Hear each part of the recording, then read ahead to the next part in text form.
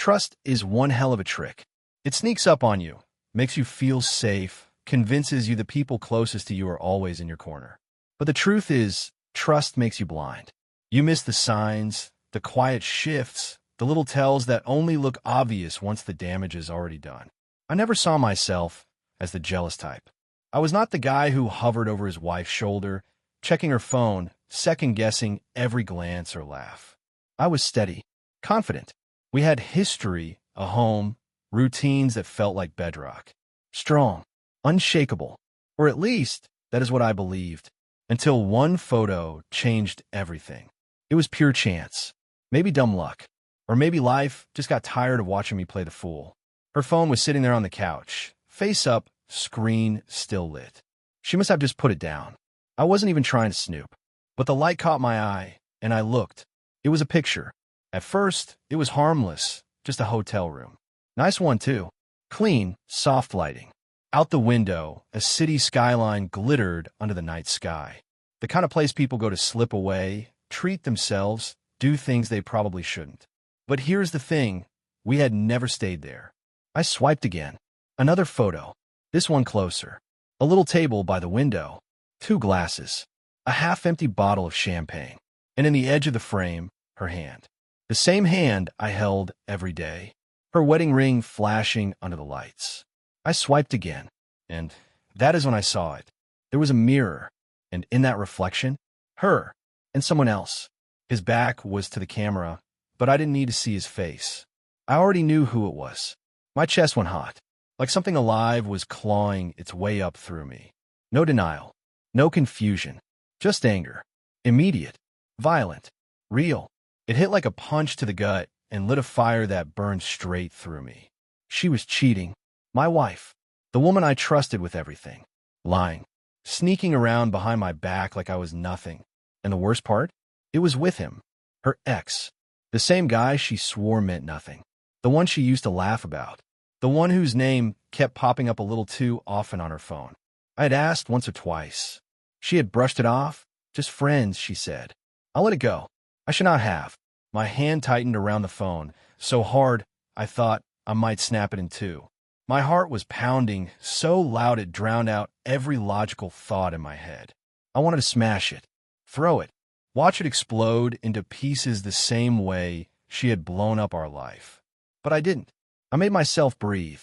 One breath, then another. Smashing the phone would not change what I had seen, would not undo whatever the hell had happened in that hotel room, would not erase the fact that she had been there, with him, and worse, it would warn her. So instead, I gently placed the phone back exactly where it had been, like it was something toxic, like it might burn me. I stepped away, my hands shaking, curling into fists. That little piece of glass and metal had just cracked my entire world open in a matter of seconds. And she had no idea. That thought, that was the only thing that kept me steady. She would walk in the door any minute, smile, maybe kiss my cheek, say something casual, ask about dinner, talk about work like everything was fine. I needed to see that. I wanted to see her lie, because I was not going to confront her. Not yet. Let her think she still had the upper hand. Let her keep pretending she was getting away with it. She thought she had control, but she didn't. I did, and she was about to find out what that really meant. I sat there staring at her phone for what felt like forever. It looked so harmless, just sitting there. But that thing had detonated everything I believed about my marriage. One photo, 1 second, that was all it took to change who I was. And I was not the man I used to be, but I would take the reins back. I was not going to be the guy who flew off the handle, shouting, throwing things, giving her a chance to twist the truth before I had my facts straight. No, that would have been too easy on her. I wanted her to sweat. I laid the phone back exactly right. No smudges. No new notifications opened. I made sure of it. I kept my hands steady, my breathing even. The fire still burned in my chest, but I wasn't going to let it out. Not yet. Let her come home. Let her act like everything was fine. Let her talk about errands and work and dinner plans while I sat across from her, knowing everything. Then I heard the front door unlock. She was home. I leaned back into the couch like I had not moved in hours. Calm, relaxed, as if I had not just seen her in a hotel room with another man. The door opened, and there she was, Same smile. Same voice. "Hey, babe," she said, setting her purse down by the door. "You okay? You look tired." Tired. If only she knew. "Yeah," I said, keeping my tone flat. "Easy. Long day." She walked over, leaned down, and kissed my cheek. Same kiss as always. Except now I knew those lips had been on someone else. I didn't flinch. I didn't pull away. She smelled like home. But that scent didn't belong to me anymore. I looked at her like I used to. At least I tried to. But that image I had of her in my mind, the one I had held for so many years, was broken now. And I could feel the cracks every time I blinked. "Want me to make dinner?" she asked, already pulling off her jacket. I nodded. "Sure." She smiled again, heading for the kitchen. I watched her. Every movement, every little detail. I was not just looking anymore. I was studying. Then I noticed it. Her phone, still on the couch, right where I had left it. She had not even picked it up. I waited, watching. Would she check it? Would she reach for it to see if I had touched it? But she didn't. A minute passed. 2. Still nothing. Interesting. She was not worried. She was either an incredible liar, or she had gotten too comfortable. I was not sure which was worse. I stood up and walked to the kitchen. She was humming to herself. Standing at the stove like this was just another Thursday night. Just another meal. Just another secret. I leaned on the counter, arms crossed. "How was your day?" She looked up and smiled. "Oh, the usual. Busy. A little stressful. But I got through it." Lies. I already knew where she had been. I nodded. "Yeah? Anything interesting?" She turned back to the pan, stirring whatever she had thrown together. "Not really. Just work, errands, you know. Same old stuff. Same old stuff." "Sure." I just sat there, nodding like I believed her. But that version of me, the trusting husband, he was gone. Now I was just waiting to see how deep her lies went, and how far she was willing to fall when the truth finally caught up.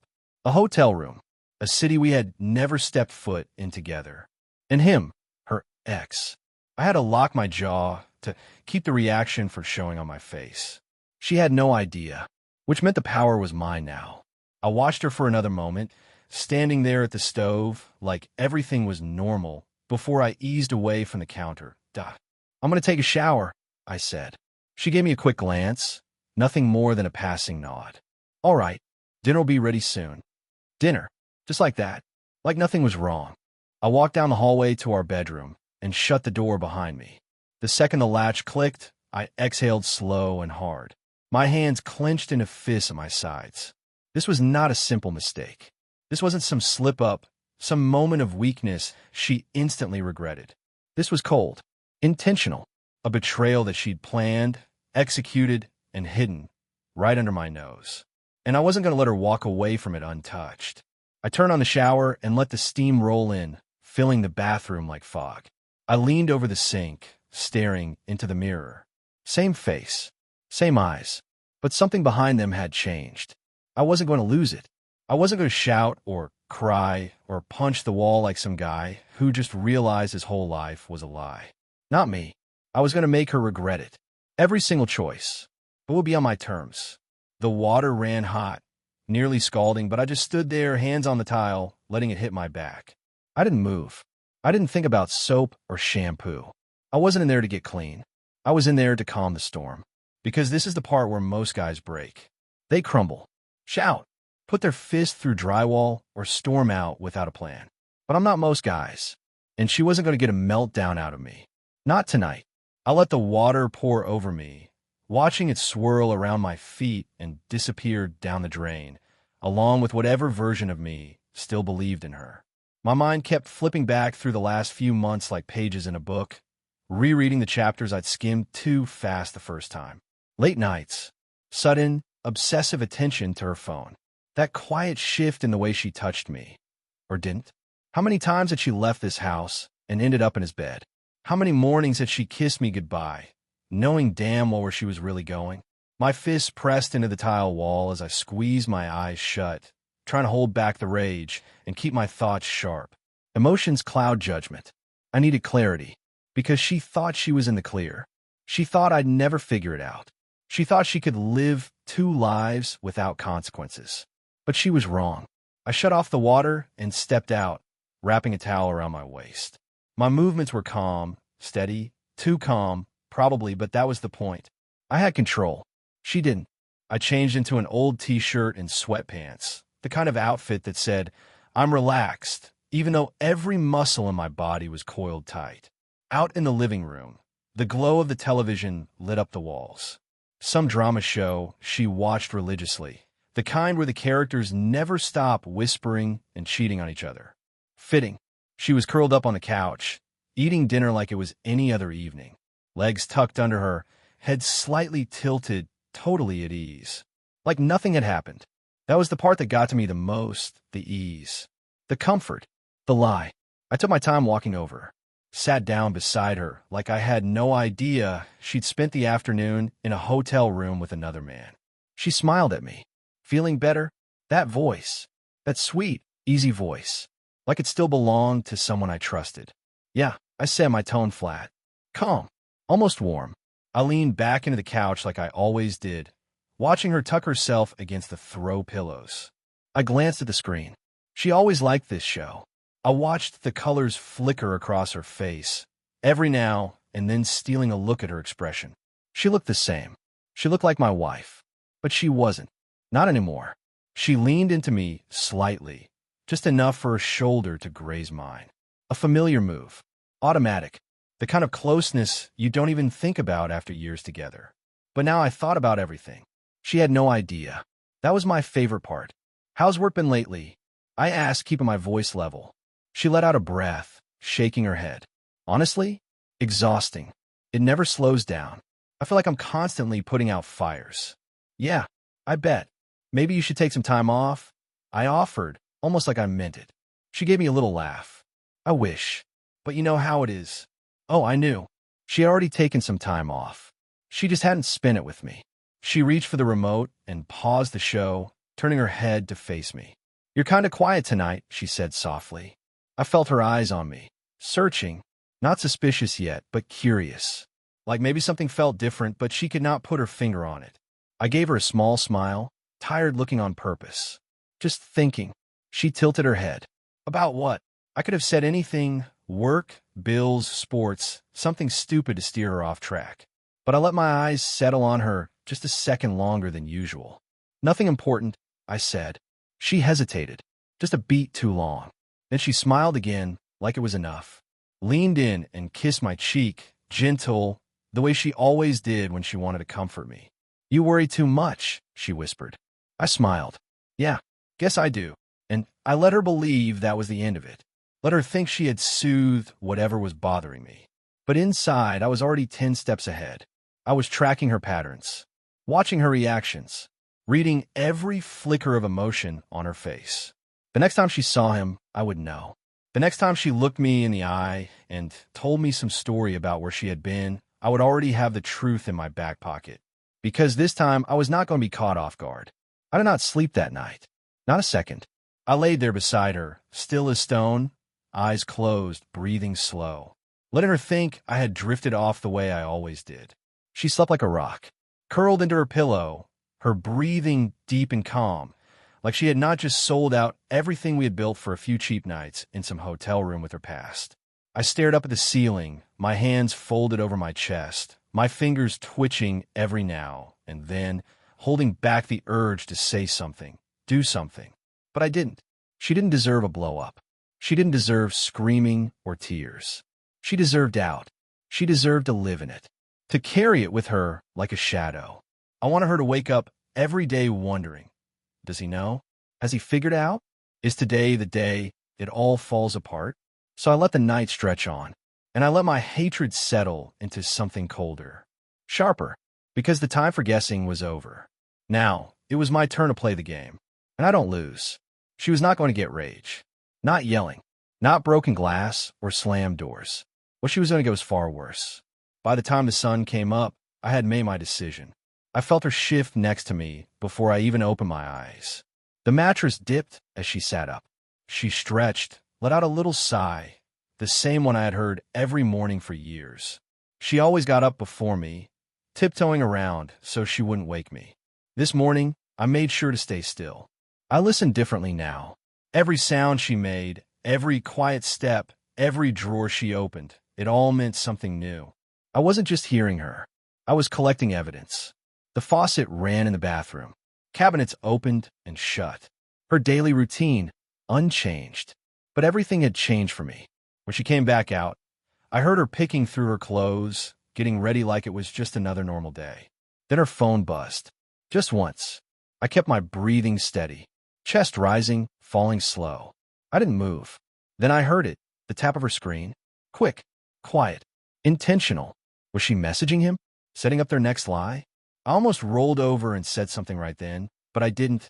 I held back. There would be a time for that. But not yet. A minute passed, maybe two, then I shifted, stretching like I had just started waking up. She turned at the sound, her voice easy, sweet as ever. Morning, sleepyhead. I cracked my eyes open, gave her a half smile like I had no clue. Morning. She was already dressed, hair brushed, earrings on, just like that, ready for her day, looking right at me like everything was fine, like she was not walking out the door carrying the weight of a lie. Didn't mean to wake you, she said, tossing a few things into her purse. I gave her a lazy smile. No worries. Heading out early. Yeah, got a lot on my plate today. Gotta get ahead of it. Get ahead of it. Or get to him. I nodded, still pretending. All right, have a good one. She came over and kissed me. I almost pulled away, but I didn't. I let her do it. Let her pretend I was still her husband, and she was still my wife. She smiled. Love you. And then she was gone. The door clicked shut. I stared at the ceiling, her words echoing in my head. Love you. Did she even mean that anymore? Or was it just something she said out of habit? Another part of the show? The second I heard the car start in the driveway, I was out of bed. No hesitation. No second thoughts. I grabbed my phone, opened up the app one had installed just hours earlier. One that showed me exactly where she went step by step. I had set it all up while she was asleep, making sure I'd never again be in the dark. Because I was done guessing. Her little blue dot was moving now. Not toward work. Not even close. She was heading downtown. And I already knew where. I got dressed with the kind of calm that felt like second nature by now. No rushing. No wild plans. This wasn't about a confrontation. It wasn't time for that yet. I wanted proof. Real, undeniable proof. So I grabbed my keys and walked out the door. I took the long way through the city, keeping an eye on her location as I drove. Her dot stayed steady, moving toward the center of town, and then finally stopped at a high-rise hotel with a name I recognized. Fancy place. Real clean. Real private. I parked a couple of blocks away, staying just far enough to not draw attention. And then I saw her. She stepped out of her car, adjusted her jacket, checked her reflection in the window like she wanted to make sure she looked perfect. Then she walked into that hotel like she belonged there. Like this wasn't the first time. I did not chase after her. I didn't barge through the doors or shout her name in the lobby. I just sat there, watching, letting it settle, because I already knew the truth. But now I was watching it unfold live. There was something cold and clear about it, like everything finally clicked into place. She thought she was untouchable. She thought she was 10 steps ahead of me. But I was done playing catch-up. I sat there for a long while, drumming my fingers on the steering wheel, eyes locked on the entrance. And then I got out. I walked toward the hotel slowly, head up, face calm. Nobody paid me any attention. Just another guy in a jacket, walking through a lobby full of polished marble and soft lighting. I didn't go straight to the elevators. Instead, I stepped over to the front desk. The woman working there looked tired but polite. Good morning, sir. Can I help you? I leaned on the counter, casual. Yeah, I think my wife already checked in. I just flew in this morning and forgot to ask what room she booked. She hesitated. Do you have the name on the reservation? Sure do, I said, giving her Rachel's full name. I kept my voice relaxed, like I was just a husband trying to find his way back to his wife. She turned to her screen, tapped a few keys. After a few seconds, she nodded. She's in a suite on the 24th floor. A suite, not just a regular room. Not something quick or careless. She was settled in, comfortable, which told me everything I needed to know. I thanked the woman and walked away. Did I head up? No, not yet. This was about understanding the level of betrayal. And now I knew. She had done this before. She had picked that hotel, booked that room, chosen him, again and again. She thought she had it all figured out. She thought I would never know. But now I did. And she had no clue how close everything was to falling apart. Not yet, but soon. This wasn't a mistake. It wasn't one of those regrettable late-night lapses in judgment you wake up ashamed of. No, she had planned this. Booked a suite. Took her time picking out what to wear. Lied to my face and stepped straight into another man's arms like it was the most natural thing in the world. And she thought I had no clue. The elevator doors slid shut with a soft ding, the polished steel reflecting my face back at me. Calm, collected, locked in. I stared at the floor numbers as they blinked up one by one. That canned hotel scent filled the space. Clean linen and fake vanilla. The kind of thing that was supposed to relax you. It didn't. Nothing felt relaxed anymore. I wasn't going to her door. Not yet. That wasn't the move. I just needed to see it. To witness it with my own two eyes. The elevator chimed again and opened to a long, quiet hallway. Thick carpet muted my steps. Floor-to-ceiling windows at the end of the corridor showed the city blinking in the distance, cold and still. I walked slow, scanning room numbers. My heart didn't race. My hands didn't shake. I had passed the point of feeling things like that. Suite 2410. I stopped a few feet short, and I listened. At first, nothing. Then a soft laugh. Her laugh. It was faint but unmistakable. My hands curled into fists in my pockets, knuckles pressing tight. I stood there frozen, locked in place, as more sounds drifted through the thick door. Footsteps, the soft clink of glasses. Movement. Intimacy. Life happening without me. I could picture it. Too well. The way she probably looked at him, the way she smiled, touched his arm, leaned into him the way she used to lean into me. And this morning, she had kissed me like none of it was real. The rage hit me like a wave. I could feel it swelling up in my chest, demanding action. Go in there, throw the door open, in it right now. But I didn't. Because this wasn't about rage anymore. This was about power. And I had it now. Not her. Not him. Me. I turned and walked away. Back toward the elevator, one foot after the other, each step silent against the plush carpet. She had no clue what I was about to do. And that was the whole point. I didn't go home that night. I couldn't. The place we built together? It wasn't mine anymore. Not really. So I drove. The city lights painted streaks across my windshield as I moved through neighborhoods, past places that felt like old memories, towards something I hadn't touched in years. I was not lost.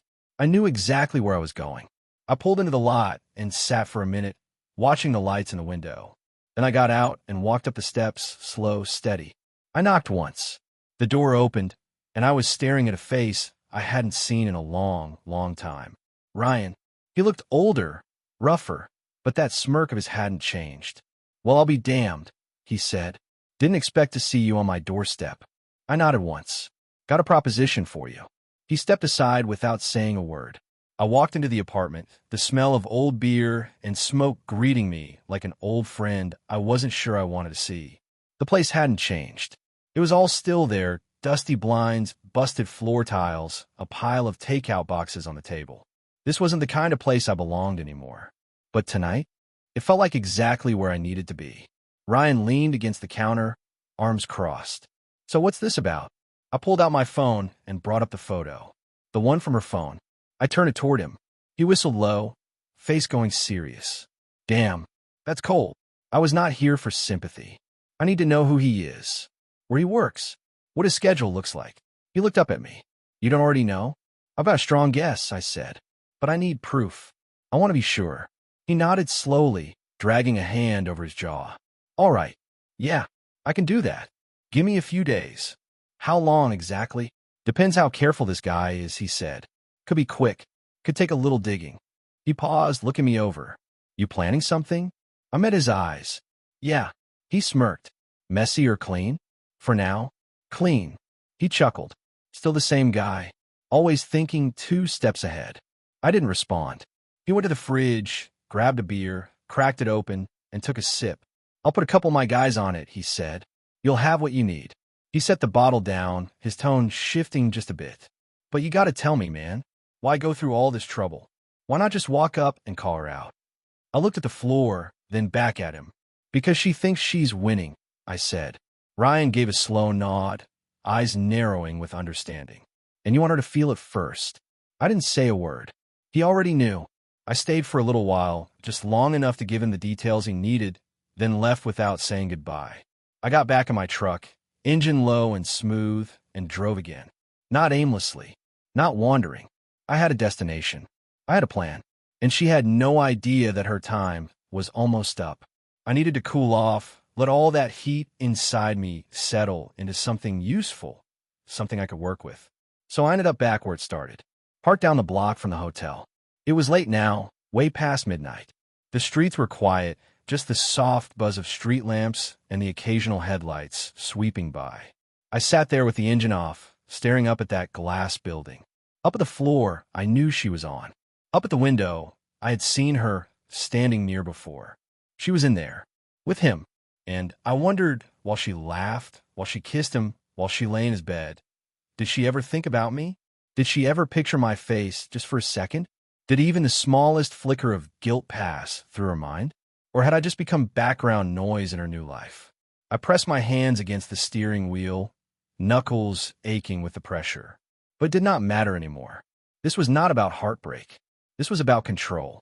I looked back up at the building. Lights were still on in the suite. So I waited. Half an hour went by. Then an hour. Then I saw it. Movement near the window.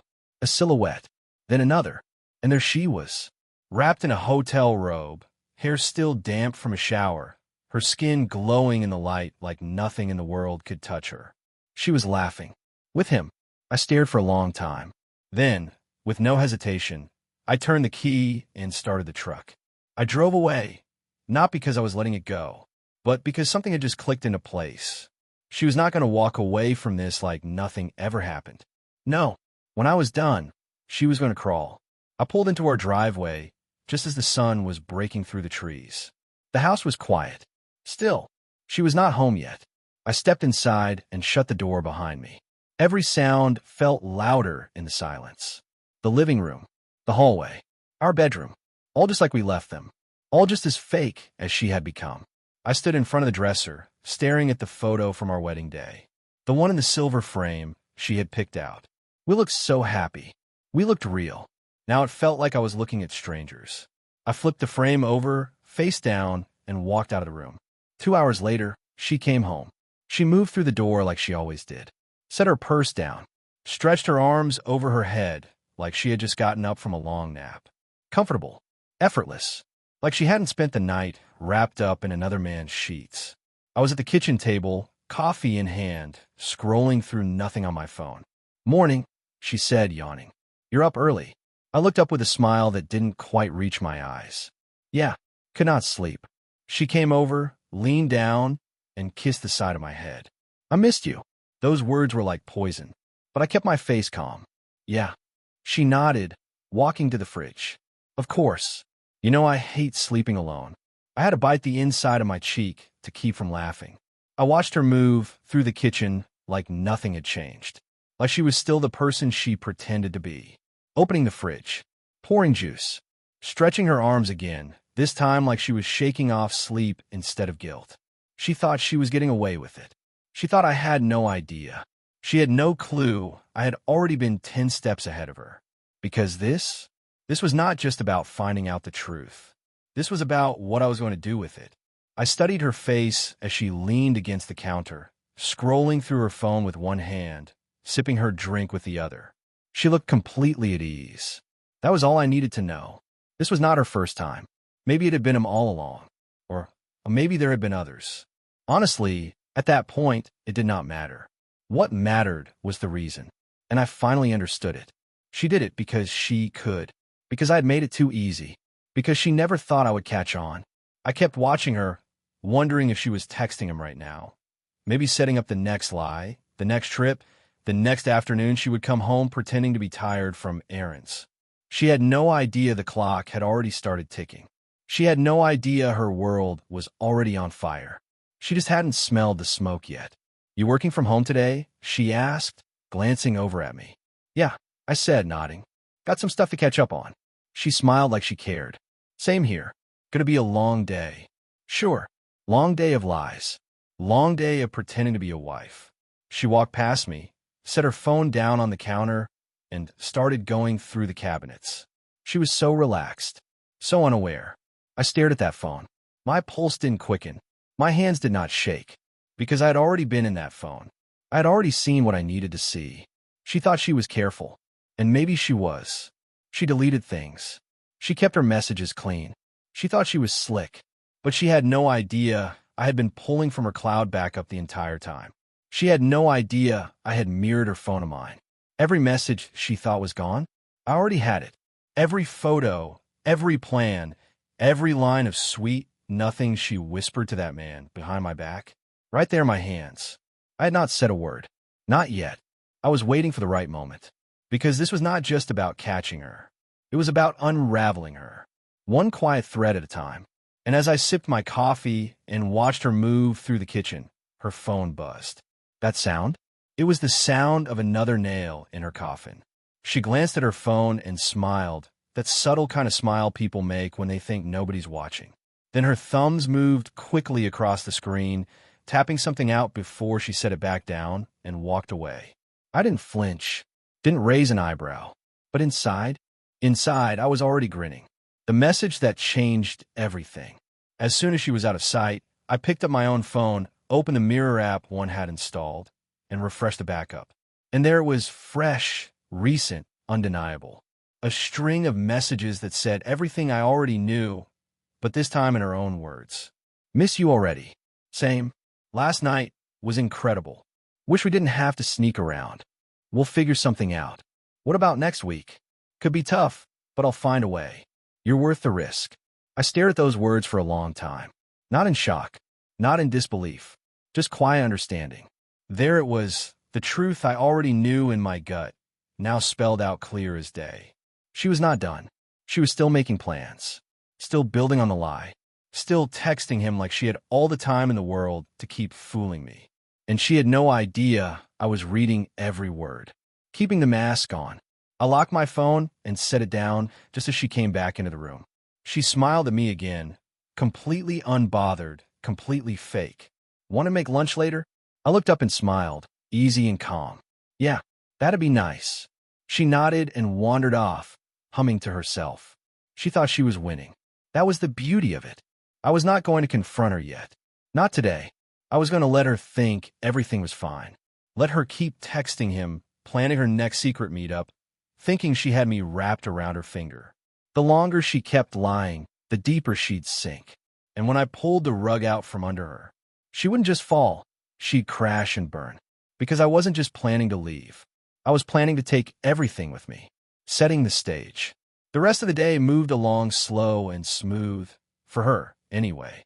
She worked on her laptop, glanced at her phone every few minutes, and smiled at me like nothing in the world was wrong. And every time she picked up that phone, thinking I wasn't paying attention, I was. Every buzz, every glance, every faint smirk she tried to hide. I was cataloging it all. By dinner time, I was ready to put the first piece of my plan in motion. We were sitting at the table, forks clinking against plates, when I casually set mine down.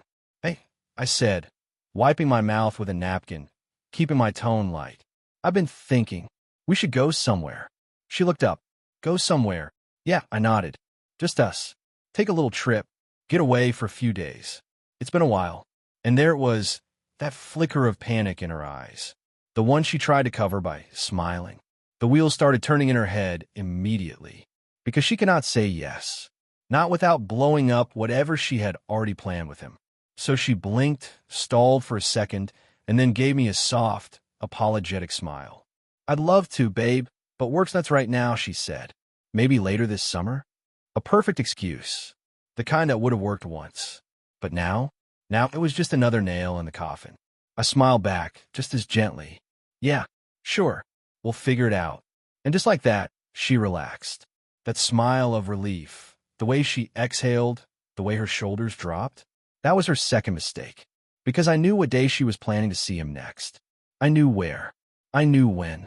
And by the time that day rolled around, she wouldn't have a husband. She wouldn't have a home. She wouldn't have a damn thing. Because when I was done, I wasn't just leaving. I was taking everything with me.